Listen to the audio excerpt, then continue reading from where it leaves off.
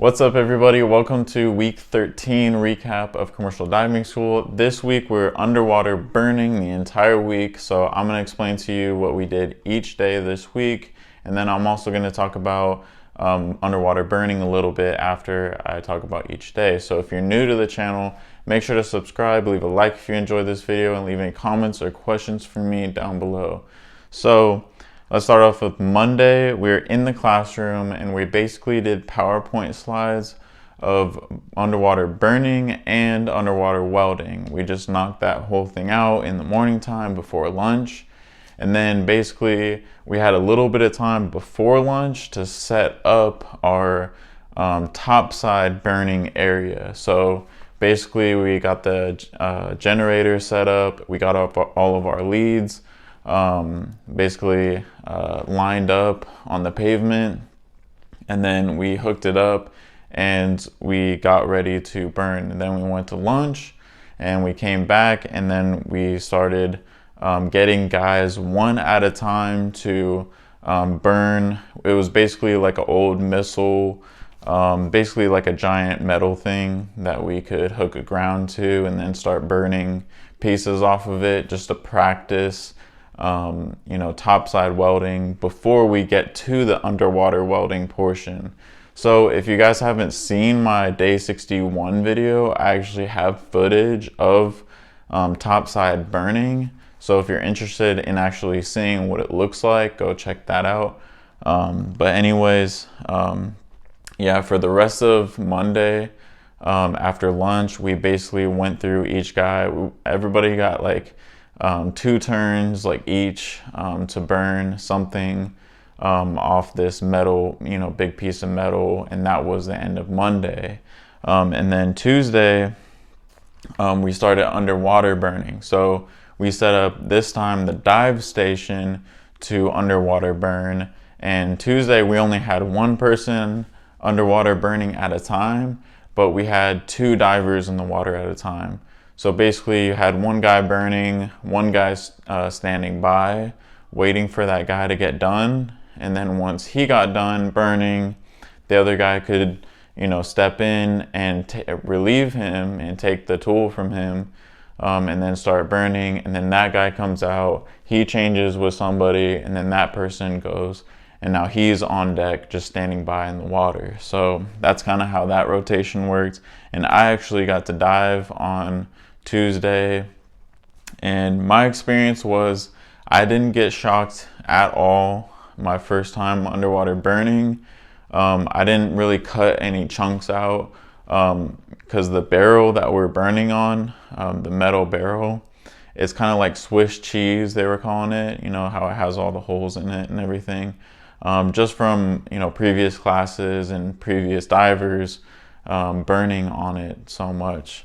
So I just got the hang of it. I burned 15 rods, Broco rods down, and then basically I came up and I was done for that day. So we just got as many people as we could. We only basically got half of the class through on Tuesday. And then Wednesday, we continued with getting the rest of the class through their first round of burning underwater. And then after lunch on Wednesday, we took our offshore survival test. We were actually supposed to take that test like a week or 2 ago, like right after we took the actual offshore survival course. But I guess something happened and we got too busy, and so we ended up taking it right after lunch on Wednesday. And then as soon as we got done with that test, we got back out to dive station for more underwater burning.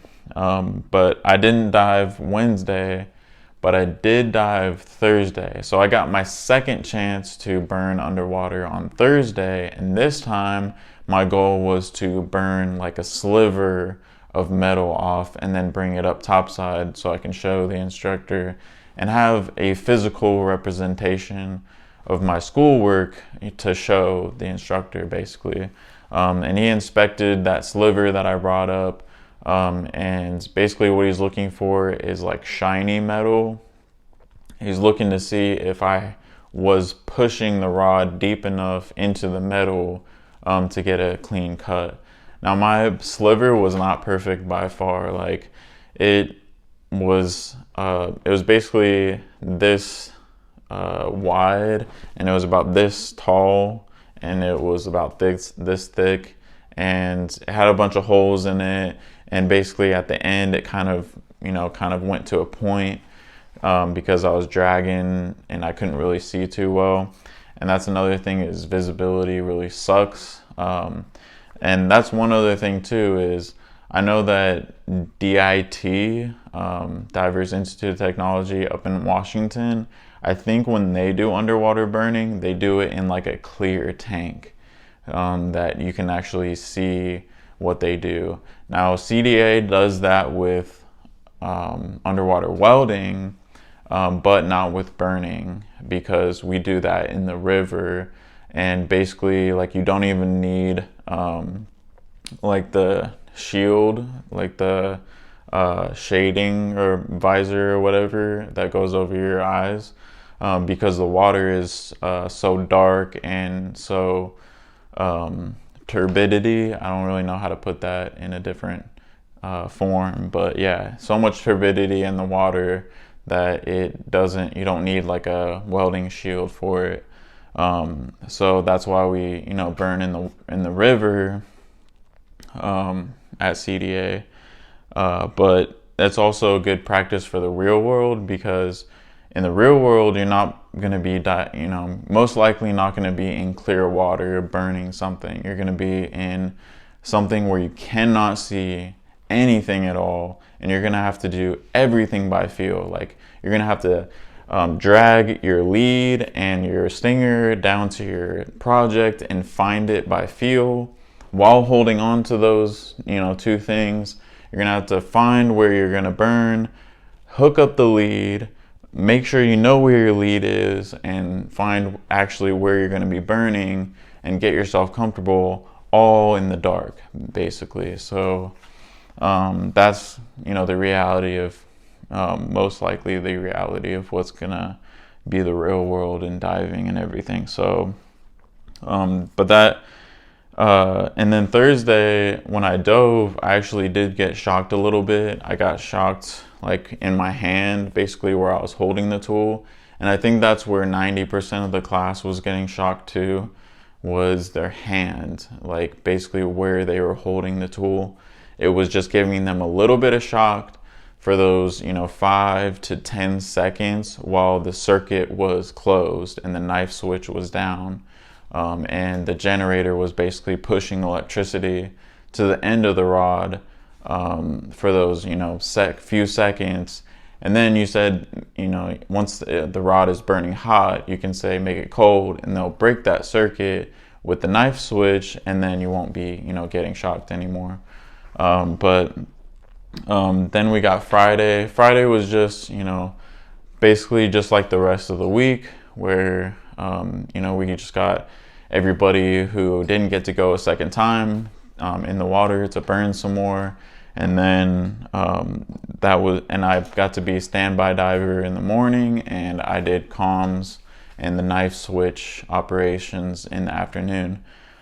So that was basically the whole week. Now I kind of wanted to talk a little bit about the two concerns with underwater burning, and one of them is electrocution, getting in between the stinger and the ground, and the other one is burning or hitting a hydrogen bubble. So with electrocution, there's risk because you can get in between the stinger and the ground, and basically you can put your hand like in between the stinger and the ground to brace yourself and get electrocuted, or you can like lean on whatever you're working on, or you can even take the stinger and literally go behind you, and as long as you are between the stinger and your ground, you will get electrocuted. And from what I've heard, it doesn't have to be deadly, but it's not fun at all. And I don't know, it could potentially knock you out, but that's one definite concern. But That's the extreme side of the electricity side. But anyways, the not so extreme, the minor, is just a little bit of shock. You know, while they make the tool hot, you can get a little bit of shock in your hand, or, you know, a little bit throughout your body, but that's about it. But that's just for underwater welding. I mean, underwater burning. Underwater welding is kind of a little bit different story. We haven't done that yet. I'll let you guys know how that is. But also the hydrogen bubble. Basically, when you're burning, the end of the rod is burning so hot at 10,000 degrees that you're splitting water into oxygen and hydrogen. You basically separate them, and the hydrogen is extremely unstable and basically flammable. And if a bubble, you know, kind of forms and you don't vent or whatever, you could get that 10,000 degrees right on that bubble, and you could have an explosion. And you know, best case scenario, it knocks you off your feet onto your butt and you're fine. Worst case scenario, it kills you. Like, it literally blows up and your hat literally goes into your face and kills you. So I just wanted to talk about those two things, in case you guys were wondering about, you know, concerns with underwater burning and potential risks or hazards of what could happen and the dangers of the job. So I hope you guys, you know, enjoyed that, learned something. Thank you guys so much for watching this video. Stay tuned for underwater welding next week. I hope you guys have a great one. Subscribe, leave a like, and comment, or if you have any questions down below. But anyways, hope you guys have a great one. Peace.